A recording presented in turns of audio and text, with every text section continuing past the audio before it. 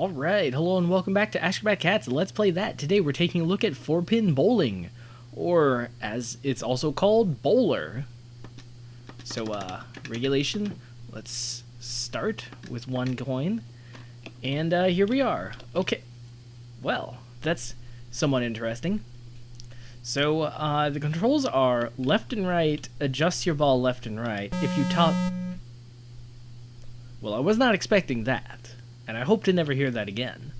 So, if you hold up, then you can shoot your ball up. I'm not sure if there's any sort of vertical spacing. Oh, wow. So they were not kidding when they said 4-player bowler, because I think we're going through 4 players all bowling. Also, it is somewhat unfortunate that there's, like, even though I'm playing on an arcade stick, and pressing up is like a perfect input, it looks like the ball has a slight curve to it, so if you want to just be like a strike master, then, well, you'll have to practice a bit more than just aim and shoot. But I'm assuming this was played on some sort of trackball or something. Well, if you think about it, this really just predates Wii Bowling. Although, if you're playing it on an arcade stick, then it's almost sort of like a shoot 'em up, really. Because you just kind of aim and shoot.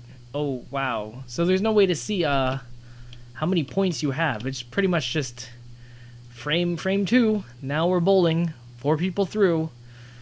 Oh my gosh. So, I mean, bowling games are a little bit boring. I mean, bowling in real life is fun. Because you're competing against, like, physics. And, well, I guess the limits of the human body to get a high score. Bowling games, though, are less interesting. Oh, okay. So it doesn't keep track of, like, what scores you got on what frame, but I mean, I guess that doesn't really matter. What it does keep track of, though, is a running tally of who's winning. And so, yeah, you really can play 4-player and play against all your friends. I mean, I'm pretty sure back in the day, well, because again, this is going to be around the time of Gypsy Juggler, so it's fighting against games that, frankly, don't look that much better than this.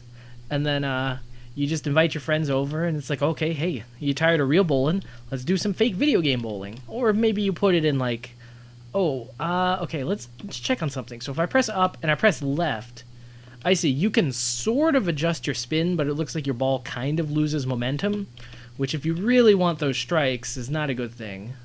So, oh, okay. So you have to, well, you don't have to press up, but that's like saying you don't have to talk to Professor Oak to get a starter Pokemon. So, yeah, you hold up and your ball keeps its momentum. You can press left and right to adjust the course slightly. But, I mean, it's bowling. Lots of people have seen and played bowling. But also it's a bowling video game, so it's even more basic to understand than actual real-life bowling. I'm assuming the 4-player draw is... The 4-player is like a really huge draw, but it also seems like you're locked into 4-player. So that doesn't seem very convenient, because how often do you have 4 people willing to play a bowling game with you 10 frames all the way through? That's a pretty tall order. Eventually you become the guy who, every time you go out to drink, you're like, hey, let's play 4-player 10-pin bowling. And they're just like, we did that once. It was pretty painful. And then we play it again. So let's see. 4 times 5, 20. So I've already bowled like 2 complete games at this point, essentially. And, well, I mean, I guess playing bowling by yourself is maybe less fun. Although it is a little bit interesting to see how, like, things average out and all that. I mean, okay, maybe this would be slightly interesting as, like, an academic experiment for that. Well, okay, I'll be honest. I've always kind of wanted to just rent out a bowling lane and just bowl for an entire afternoon. Because, I mean, you kind of know how it is if you just play with friends casually, like, every now and then. Like, if you're playing with friends, if you got around 4 friends in a bowling alley, you're really only going to get through, like, 2 games in, like, an hour, 2 hours span. And by then, like, everyone kind of loses interest. And again, if you're, like, casually bowling with your casual bowling friends, then, like, the first person to lose interest, pretty much determines when you guys are going to quit. Now, I just looked over and there's a coffee mug by the left. So does that mean like the fourth player was eliminated because they didn't do well enough? If so, then that's actually kind of merciful, because like I don't know that I would necessarily want to be locked into playing this forever, and especially if I wasn't gonna win. No, maybe the coffee mug means like that's it. They're cutting you off, which is interesting because coffee, the universal symbol of addiction, is used for that purpose. That doesn't really make sense. No, I don't know what the coffee means. I don't know what any of this means. Maybe you're bowling better than average or something. Maybe it thinks you're a cheater and you're hyped up on coffee. I will say, though, the physics seem to be not as rudimentary as they could be, because it doesn't seem like we're getting a strike every single time. It seems like there's sort of variability in it, which frankly is a lot more than I expected from like an 8-bit bowling game. But then again, I guess when your core mechanic is bowling, like some games include bowling as sort of like something you can do with the physics engine, but then they're a little bit bad about making the bowling interesting. And so, but if you're just a bowling game, like essentially all you have is the bowling.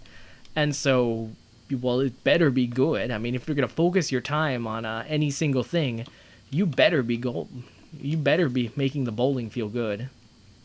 Now, this is very surreal, but it kind of feels like the 4 different bowlers have different personalities, which is absolute nonsense because I'm controlling all of them and I'm trying to do like more or less the same thing. I guess maybe I'm just like periodic as a human or something, and so every four times I do something, I do it differently, but then on the 5th time, then I do it the same as I did it the first time. So, yeah, sure, that makes sense. Wow, already on frame 8. Time flies when you're playing a video game. Well, you know how it is. Sometimes, if you really love something, it doesn't actually matter what particularly you're indulging in. Like, it could just be anything, and just so long as it's kind of vaguely that genre or medium or thing or hobby you love, it's like you just do it over and over and over again. And yeah. Oh, but yeah, back to the bowling thing. It's like, well, you got the 4 friends and they kind of get tired after a while, and you really only get like 2 games of bowling, which the first game is barely enough to warm up, and then the second game, it's like, well, if you make a mistake frame 2 and 5 or something, then like you're probably not going to win against your experienced bowling friend. So I've always kind of wanted just one lazy Saturday afternoon, just like rent out a bowling lane and just bowl to my heart's content. Now, bowling balls are actually surprisingly heavy in real life. I mean, 14 pounds, 11 pounds, 16 pounds. I mean, you start throwing those around all day and you're going to get sore. One thing that you really can't take for granted with friends is, like, they kind of space out the time, so you don't have to be bowling, like, constantly. You can kind of spend 3/4 of your time resting up. But if it's just you bowling, then, I mean, you're going to get the mechanics down, but your arm is going to fall off at some point. Alright, and it looks like we are in the 10th frame. I didn't think I would get here, and yet I spaced out for, I don't know, 5 minutes, let's say, and we're here already. Trying to pick up some extra spares and strikes on the 10th frame, but honestly that never happens. I mean, bowling's kind of a weird sport because you always have that possibility of you catching up. Very rarely does it actually become a reality. But there's always that possibility. Man, player 3 though, he was doing work for a while, but player 1 just through consistent superior play just kind of overtook him. Oh, what? Press select button for flash. That doesn't make sense. To start game, press start button or deposit 1 coin for 4 players. So does that mean 1 player can play on their own? Let's, oh no. Okay. Hold on, let's reset for a sec. Alright, and we're back. So if we press start now, nothing happens because we haven't put in any coins. Okay, that makes sense. Okay, we put in 1 coin, and we can do 1 player. Okay, let's test this hypothesis. And so if we put 2 coins, oh no. Okay, so if you put in too many coins, then I guess it auto defaults to 4 player. It made it look like at some point that you could just put in like maybe 3 coins or something and you're doing 3-player, but I couldn't really confirm it. And also there's this select button for flash, which I don't want flash. How do I turn that off? Oh, flash. Okay, so I found the flash button. Sure, let's do flash. What the heck? So it looks like the little flash guy is a target? No? Is flash already over? Do we hit the flash? Is flash help us aim? What is any of this? I don't think the flash helps us aim. What the heck? Whoa, that guy got 330 points. I don't think that's regulation bowling. Okay, that's weird. So apparently, if you're bored of, like, you know, real life bowling, then you can play flash mode. And then you try to hit that little, basically golden snitch looking little guy. And then whatever score you get is it multiplied by 10 or something? Well, that doesn't entirely make sense, but then you just basically try to hit the little snitch, and then the bowling stuff you do is sort of secondary and adds to it. I don't know if that's more or less exciting, but it's almost exciting enough that, like, oh, do you continue where you are? Oh, wow. So that is, like, extra punishing, because it's like if you don't get a spare or something, then you're kind of stuck. Well, I mean, it's a different mode, and I guess if I was with friends and they were particularly drunk, then you could probably convince them to play again. You're like, hey, look, it's Flash. It's a different bowling mode. Oh my god, I'm getting sucked in. I'm going to do this, huh? I'm not, but I'm going to stop. But one more frame. One more frame. Okay. I'm just going to stop now. Because it's sucking me in. I don't know how this old game does it.